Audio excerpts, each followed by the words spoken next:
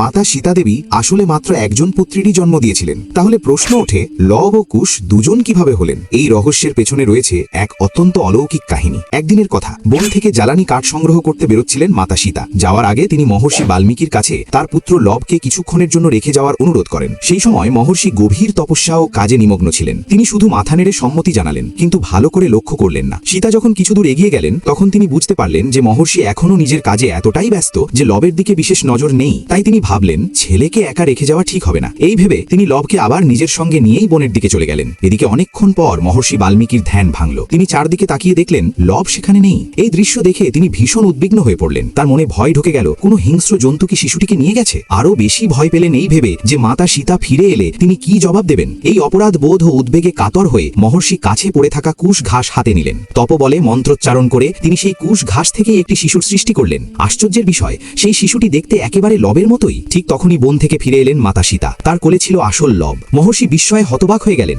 দুটি শিশু, দুজনেই একরকম। সবকিছু জানার পর মাতা সীতা সেই দ্বিতীয় শিশুটিকে স্নেহভরে গ্রহণ করলেন, কারণ সে জন্মেছিল পবিত্র কুশ ঘাস থেকে। তাই সেই শিশুর নাম রাখা হলো কুশ। এইভাবেই জন্ম নিলেন লব ও কুশ, রামায়ণের অমর দুই চরিত্র।